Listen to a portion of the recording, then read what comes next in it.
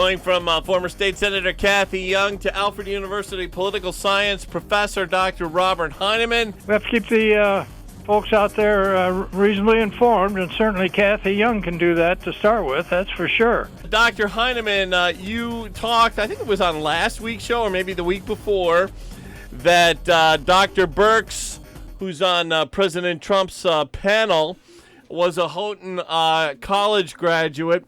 I was reading on the Wellsville Regional News page that she was planning on coming to Houghton this spring but had to cancel due to her busy schedule. Did you see that? I was aware of that, yeah. A number of Republicans have suggested we could get her back here to maybe talk at an event of some sort, but that's not going to happen. I mean, she may well come back to Houghton. I hope she does. Hope she comes back to the area because there'd be a lot of things she could talk about, but she's not going to be able to talk to any kind of partisan group, that's for sure. The papers and the media would... Yeah, under the circumstances, that would be pretty tricky, Dr. Bob.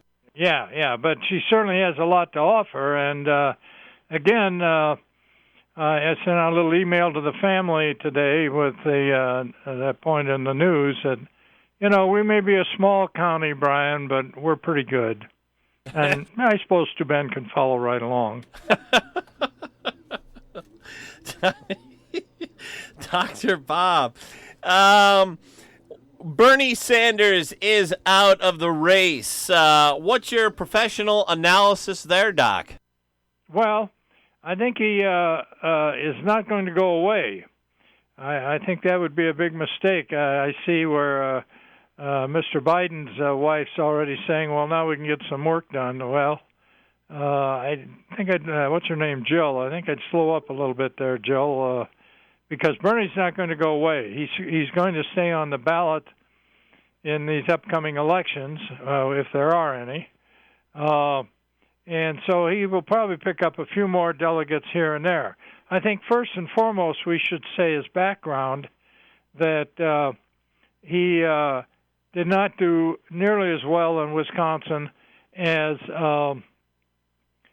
past progressives have done. And again, the coronavirus is playing an important role there. So that a lot of the progressives, even though they've been limping along, for example, in a presidential primary, they get into Wisconsin and you have, I think, something like 16 different Wisconsin state campuses up there, and they get the students riled, and they can put together a pretty good showing. But of course, all the campuses are closed now, right? And so he goes into the election. He doesn't have any really widespread progressive base in the state to pull him out. Does that hurt other Democrats, Dr. Heineman? Quite a bit. So he could see then that things were not in good shape. But on the other hand, if he leaves his name on the ballot, he'll pick up some delegates here and there, and he already has 900 and some delegates, I think. And so he can go into the convention with a pretty good chunk of delegates and may well have his name put in play, I'm not sure, just for form's sake. But where he really wants to have an effect and why he has all these delegates, and I think he's going to hold on to them, is on the Democratic platform. So you're going to see he and a number of his supporters, I think, pushing things like $15 minimum wage, single-payer health insurance, college tuition for everybody, and I don't know, I suppose they'll run around with climate change. I don't know what you do with that.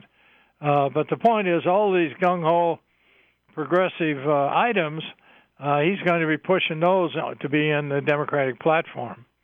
And so he's basically going to take his delegates and his movement to try to push the Democrats even farther left than they already are.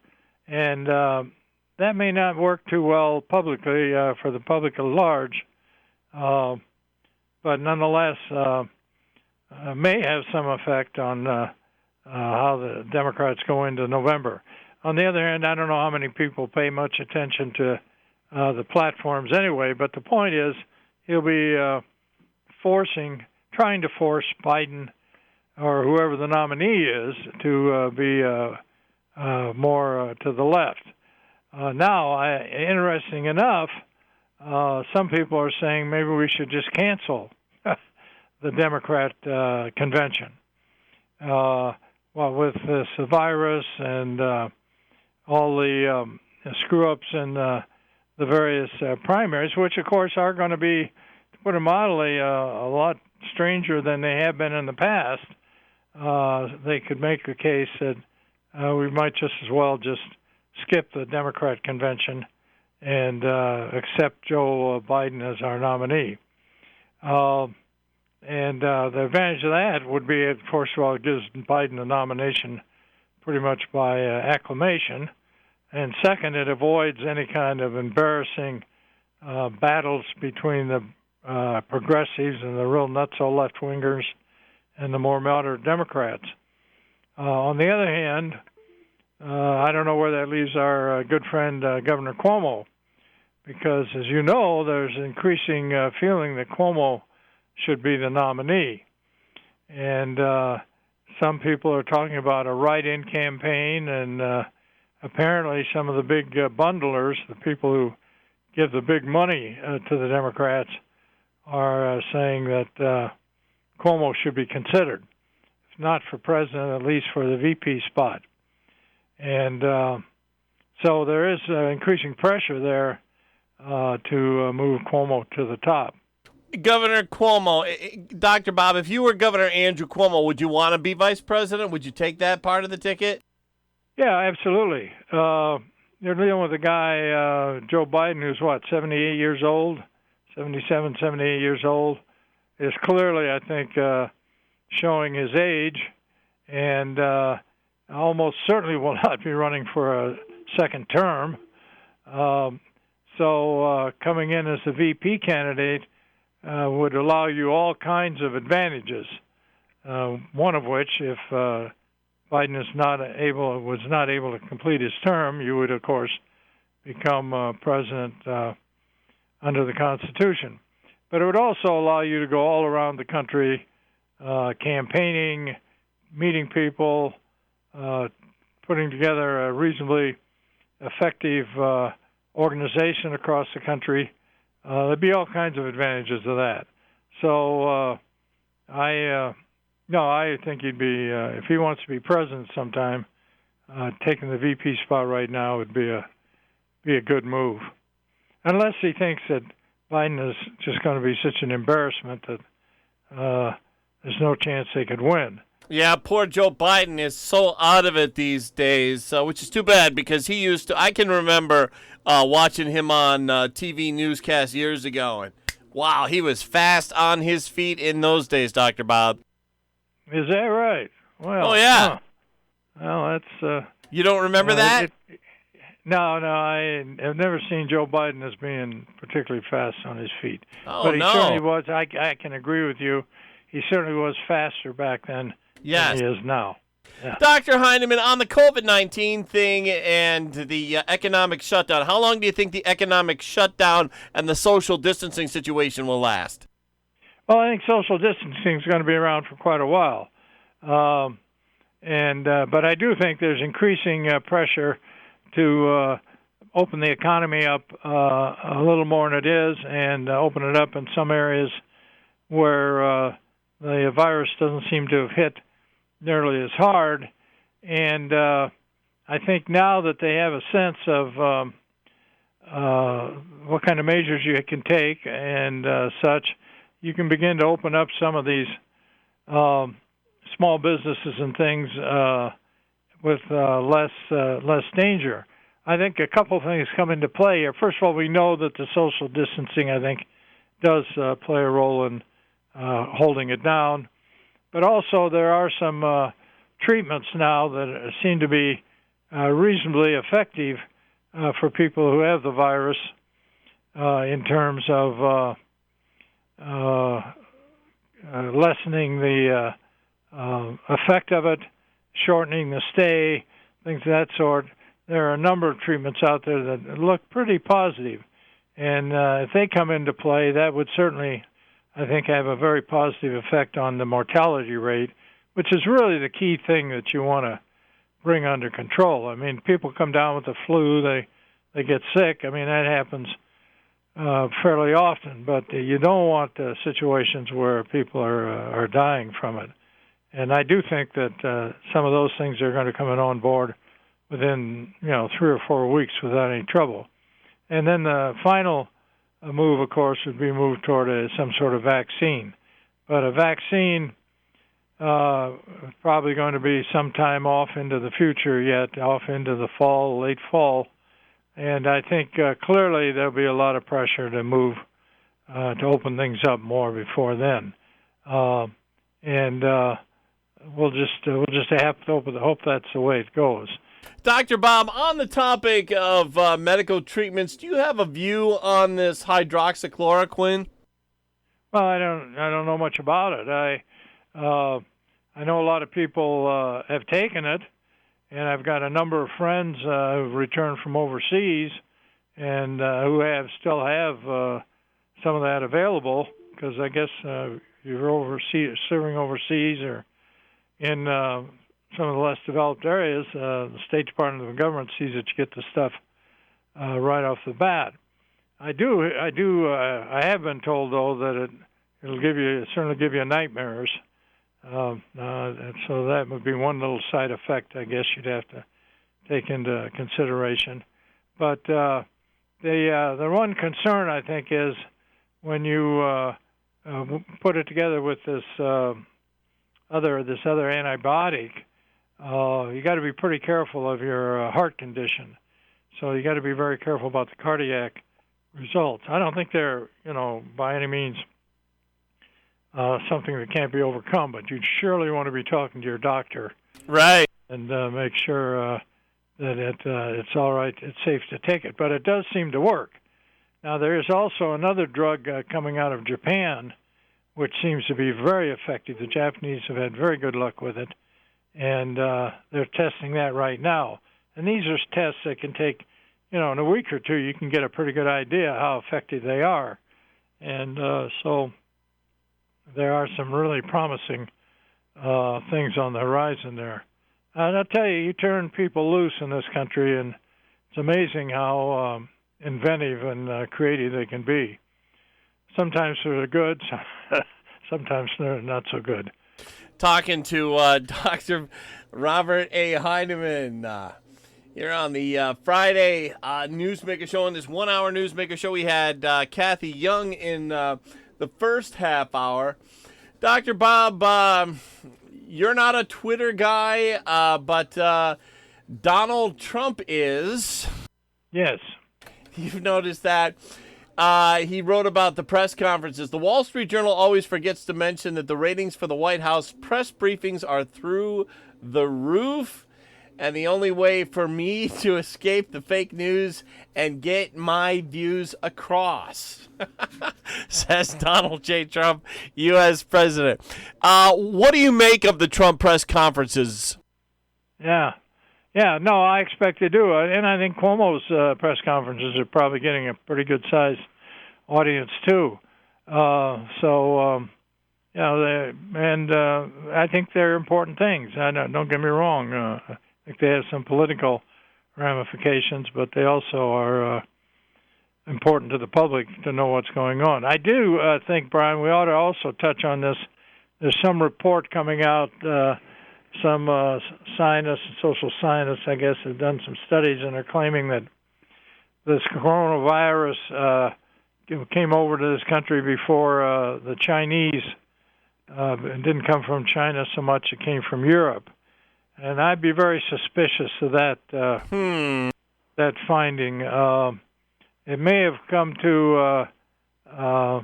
from China to Europe and then from Europe to here. I give you that, but I guess it has sort of the sense that the Chinese are somehow trying to avoid responsibility for this, and I just don't think they can. Now it is true. Like watching Newt Gingrich there the other night, who's stuck over in Italy. Right. been over there for 4 weeks. They could keep him for another 4 if they wanted to, actually.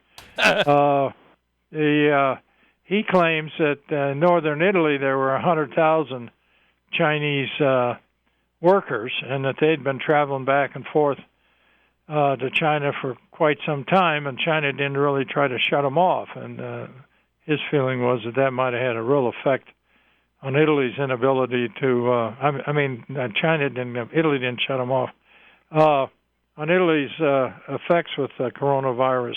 So you could have a situation where it traveled from Italy and back through Europe over this country, because Trump, of course, shut off the Chinese travel this country pretty quickly, but he left European travel open for quite a while.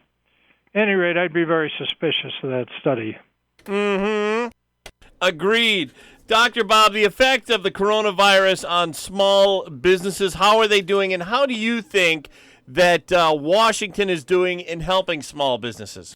Well, I think that's a real embarrassment there of Schumer and Pelosi. Yesterday, Mr. McConnell got on the floor of the Senate and asked unanimous consent to pump up the aid to small businesses by, I think, $250 billion. And all he would have needed was unanimous consent. They could have simply gone ahead and done it. But no, Schumer and Pelosi won't have that. First of all, they want more money. And second, now they're trying to target this money to particular groups. And I think what you got to put in mind here is that we have an election coming up in November. And I think Pelosi and Schumer want to get their hands on a lot of this money to funnel it into inner city areas, minority areas, and things of that sort, to try to build and keep the Democrat base active. And with Mr. Clymer in charge of overseeing the whole picture, you can imagine how that'll play out. But the effect of it is that the amount they had in the original bill for small business is, I guess, being used up pretty rapidly. And McConnell and the Republicans would like to get more money in there for small business. It's absolutely critical for these small businesses to get some help here, to be able to hire back workers and keep things moving, because as we know, small business is really a key cog in the American economy and the creator of jobs. But it looks like they're going to stall it, and it could be another couple of weeks, which is really unfortunate. But we'll see how this plays out. Dr. Bob, how do you think Congressman Tom Reed has come out in this whole thing? Well, I think he's done what he needs to do, and I think we'll probably be hearing from him again and again on this. Do you get in on any of those Zoom conferences or Reed voter conference calls that the congressman has had, Dr. Bob? Well, I get home about 6 o'clock, and I have a phone call there saying, if you've got this by 5:30, dial in. So I've missed at least 3 or 4 of them. I just don't get home in time to hook in. So I guess I can't speak to that. At least he's got me on his calling list. There you go. Dr. Heineman, college life in the COVID-19 period here in America. You're pretty well connected to the university. How do you think it's going? Well, I think there's a lot of things that we've got to be very careful about here in this current situation. And I'm not just speaking about Alfred University in particular, but schools across the board. They've all, I think all of them have gone to online teaching. Some of them have just closed. But the schools that think that they can continue with this online teaching after this is all over, I think that's a huge mistake for the smaller schools. I think education is a question of getting in a classroom, interacting face-to-face, going back and forth, and the online approach just doesn't capture that nearly as effectively. But also I've seen in the Wall Street Journal, and I've heard anecdotally, as they say, that a lot of students are just kind of kissing it off, that they're supposed to be involved and online with the teachers, and they know they're going to get pass-fail grades, and it's just difficult to get the kids even to participate. And so the faculty members left with the alternative of passing them, and at Alfred, a D is a pass. I don't know how it is at other schools. Really? Or failing them. You can get it. So maybe it's not too late for me, Doc. No. You could slip through there.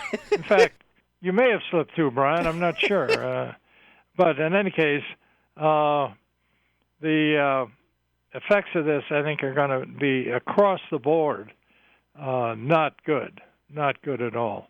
And I think in some of these respects, some of these smaller colleges, I think they're just going to fold. They just don't have, for example, Alfred has a good-sized endowment thanks to our fine fundraising vice president and our president. They get out and raise money very effectively.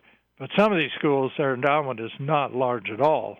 And if they lose 10-15% of their student body, they're going to be in very bad shape. So it's going to hurt, and that's sad. But that's too bad. I'm sorry to hear that, Dr. Heineman. Well, I'm a big fan of small private schools, and I just hope it doesn't go this way. But I think a lot of it's going to have to do with the leadership of these schools, and that's going to be key. Dr. Heineman, down to the last 60 seconds or 2 minutes or so. Was there anything I did not bring up that you wanted to talk about?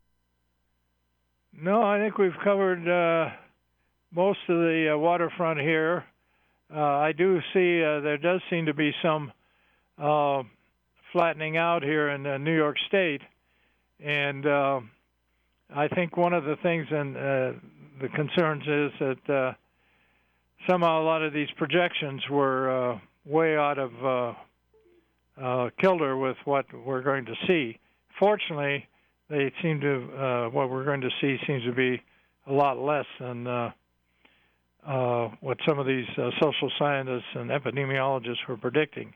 But again, when you're dealing with people, you're dealing with a highly unpredictable behavior, and we'll have to talk about this sometime in terms of social science and such. But it seems to be going in the right direction. These predictions seem to be far more serious than what we're actually going to have. And that, Brian, is a very good thing. Alfred University Political Science Professor Emeritus, Dr. Robert A. Heineman. I was actually on the Alfred University paint crew in the summer of '87. Dr. Bob, it's always good to talk to a fellow AU colleague. Well, have a good one.